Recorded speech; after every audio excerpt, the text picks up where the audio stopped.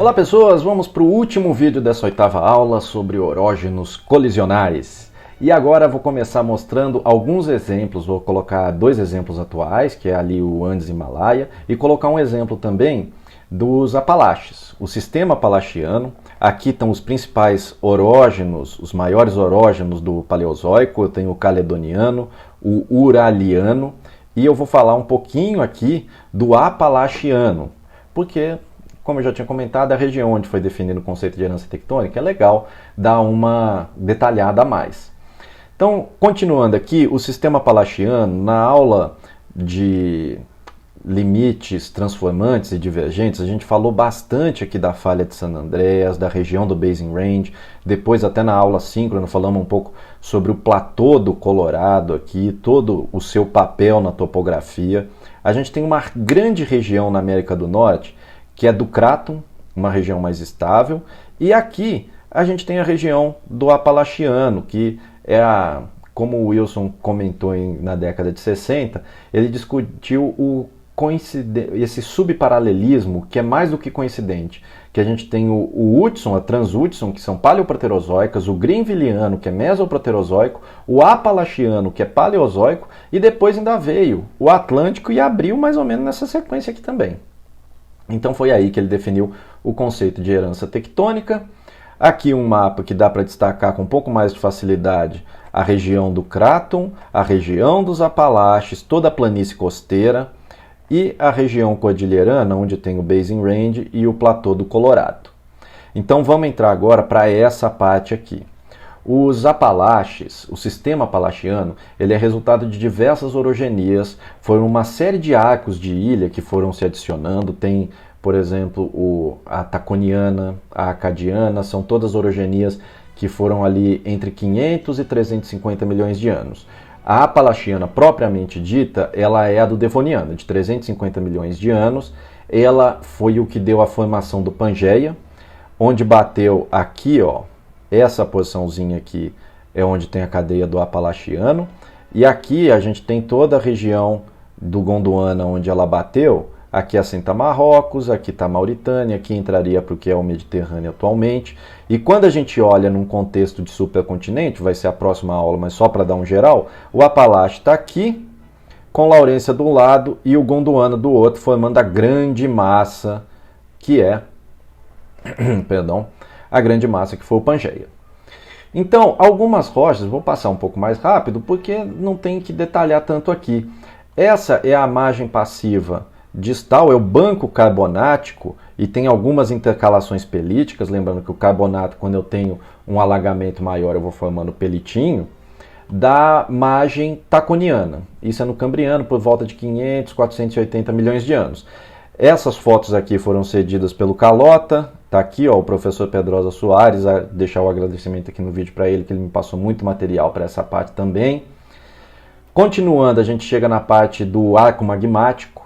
O arco magmático aqui, dá para ver os Apalaches, ele está principalmente como um hornblende da biotita gneiss, mas a composição vai ser de tonalito a granodiorito, só que está todo deformado.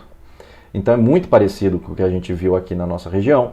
O flysch taconiano, a bacia flyschoide taconiana, aqui são as grauvacas, que são metaturbiditos, que tem silt e argila, mas tem essa feição grauvaquiana.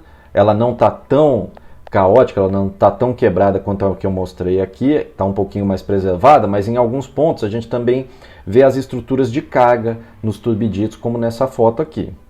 Se a gente continua andando, a gente consegue ver mais elementos de uma margem passiva. Nesse caso aqui é um banco carbonático que está cheio de fósseis do Devoniano. Isso daqui são braquiópodes do Devoniano. Dá para ter uma noção que é bem parecido com os braquiópodes que a gente tem no Quaternário. Então são bancos carbonáticos repletos de fósseis e tem também essas porçõezinhas aqui, ó, que são os pelitos que estão intercalados a ele. E além da gente ter toda essa margem passiva deformada, a bacia flyschoide, a gente também tem o arco magmático, como a gente viu. Na região também dá para ver a parte da bacia de antipaís dos Apalaches, que são os arenitos redbeds, esses arenitos avermelhados e conglomerados, que são fluviais, indicando ambientes de altíssima oxigenação. Então é bem um geral que eu passei do Apalache. Vamos agora para o sistema alpino-himalaiano, que é toda essa região aqui. E olha só, no mapa geológico, esse é um mapa geológico global, é um projeto da Exxon, dá para reparar, olha que, como nessa região aqui, o erógeno aqui bateu a Índia, olha como nessa região é absurdamente grande a extensão, ou seja, é um erógeno absurdamente largo, mas em algumas porções o erógeno está bem estreitinho. Toda essa região aqui que vem uma acreção, entra na parte colisional e vem andando, passa pelos Himalaias até chegar nos Alpes. Então o que isso quer dizer? Em alguns pontos a litosfera é mais fria, em outros a litosfera é mais quente e orogênica, que permitiu toda essa propagação de deformação. Realmente esse cinturão alpino himalaiano é a feição geográfica mais fantástica, exuberante que a gente consegue enxergar. Tem os Andes também, lógico, né? Mas em termos de colisão ela é a mais exuberante e é o que formou as montanhas mais altas do globo, que é, por exemplo, onde está formado o Everest. Então aqui bateu o cráton, olha que interessante, onde bate a Índia não registra deformação aqui. Ela é um cráton, ela está absurdamente estável.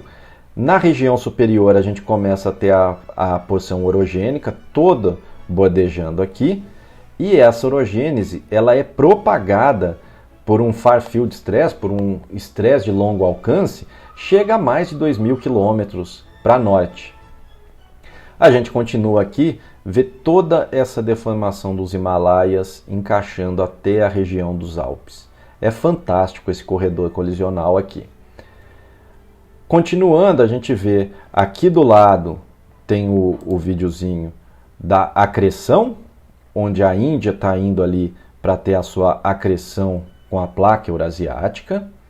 Nessa parte aqui dá para ver, essa é a placa indiana, aqui é onde tem a colisão, a placa indiana que está sendo consumida, aqui é o Oceano Tétis sendo consumido, aqui a placa indiana vai por baixo, pensando que a Índia ela é um cráton, a litosfera é mais densa, a litosfera é mais espessa, ela é mais baixa e ela tem uma probabilidade maior de ser a que fica por baixo. E aqui em cima tem uma imagem de tomografia mostrando exatamente saindo da Ásia indo para a Índia.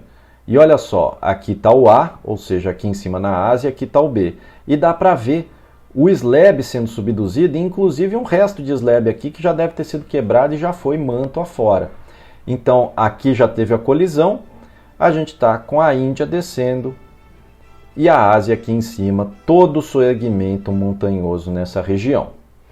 Continuando, além dessa parte, o Tibete, que é essa regiãozinha que fica logo do lado, ele soergueu demais. Ele é uma litosfera orogênica que acaba que o impacto da Ásia ali, o impacto da Índia, perdão, causou inclusive o soerguimento de todo o platô tibetano. Dá para detalhar um pouco mais, a gente pode fazer isso na aula síncrona, senão o vídeo fica longo demais. O que eu vou mostrar aqui mais dessa parte himalaiana é da estrutural. Porque a tectônica compressiva de um orógeno colisional, eu não vou ter uma etapa deformacional. Imagina que eu estou deformando aqui, deformando. Cheguei num cráton, não consigo subduzir. Eu vou apertar até ter minha tectônica de escape e pode ser que eu tenha ainda uma fase colisional. Então os primeiros estágios é uma deformação compressiva e progressiva. É uma constante migração de esforços do sigma-1, sempre tentando acomodar esse acúmulo de massa no mesmo lugar. Então o sigma-1 vai dando pequenas alterações e nisso eu vou tendo deformação inicial, que pode começar a formar dobramentos, mostrando aqui, ó, esses dobramentos já colocaram como uma segunda fase.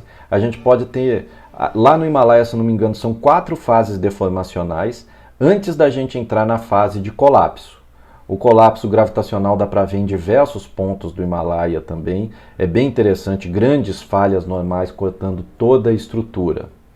Eu não tenho tanto material sobre os Himalaias, também não vou prolongar muito nessa parte. Eu teria para detalhar um pouco mais da margem passiva, o que está em cada lugar, mas já vimos isso em outros lugares, já vimos outros exemplos, seria mais repetir a coisa.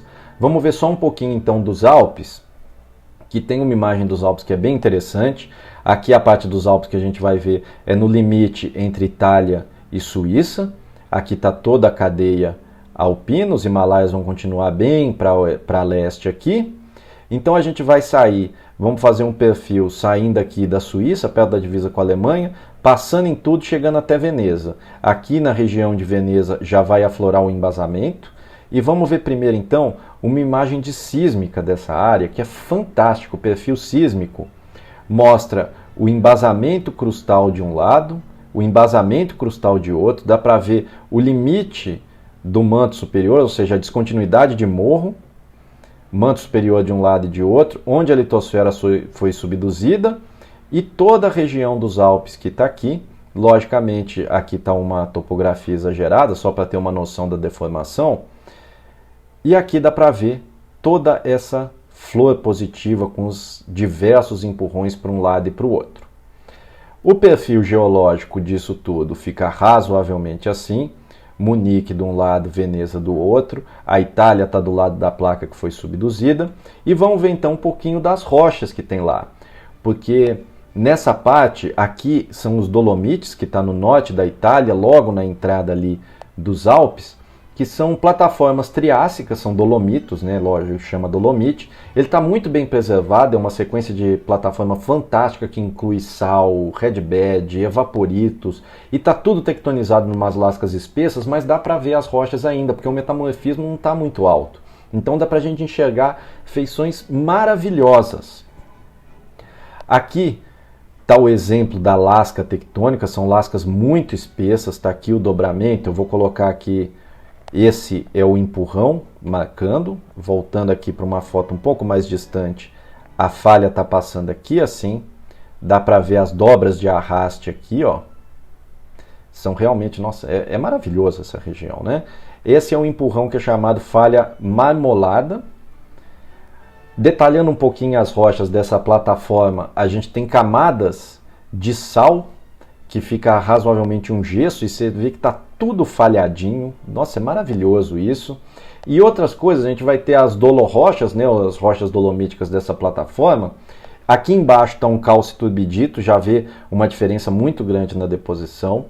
E tudo na plataforma ainda, mas eu andando um pouco mais, eu chego no arenito vermelho, eu chego nos redbeds. Olha que coisa maravilhosa, que a gente vê a variação entre o Triássico inferior e essa plataforma dolomítica, se não me engano, é 240, 235 milhões de anos, a parte de cima. Olha como que a oxigenação da atmosfera fica claríssima, deixando rochas absurdamente vermelhas onde a oxigenação aumenta e onde ela diminui, ficando essa plataforma dolomítica um pouco mais esbranquiçada. Aqui o sal e algumas outras rochas, esse é o sal bandado e falhado, pensando que aqui a gente está realmente numa margem passiva, dá para ver os bancos de sal que foram acumulados, os dolomitos laminados que às vezes trapeiam o sal, mas o sal realmente faz diápiros em alguns lugares nessas regiões dos dolomites. Limitando as regiões à brecha de falha, essa é só um exemplo, uma brecha dolomítica, um tectonito. Algo bem bonito também são os clastos almofadados na matriz, ou seja, a feição almofadada. A gente tem remanescentes dessa parte superior da litosfera oceânica.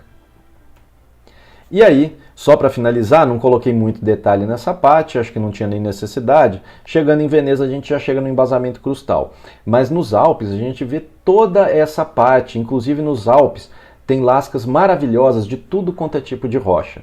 Uma das montanhas mais altas dos Alpes, o Mont Blanc, ele é de embasamento. É um embasamento que está tectonizado ali no meio, então realmente no orógeno colisional a gente vai ter lasca tectônica de tudo tentando sair para um lado e para o outro, tentando acomodar nessa tectônica de escape, nessa tectônica de empurrão. Então o Mont Blanc, que é logo no limite da França, entrando para a Suíça, a gente tem um grande afloramento de embasamento, mostrando tanto que isso vai estar tudo tectonizado. Se a gente andar um pouquinho mais para o lado, a gente vai chegar no Matterhorn. O Matterhorn é aquele que tem até na capinha do Toblerone o formato de um morro. Aquilo ali é um remanescente ofiolítico ou um manto exumado, ali ainda tem um debate um pouco maior, um manto exumado onde você vai andando numa seção ultramáfica, passa por Morro e chega na parte dos basaltos. É fantástico. Tudo isso tectonizado e aí realmente, quando você já deformou demais e já está com um arranjo estilo mosaico, você tem que entender muito bem cada ambiente tectônico para ir montando o quebra-cabeça da melhor forma possível. Valeu!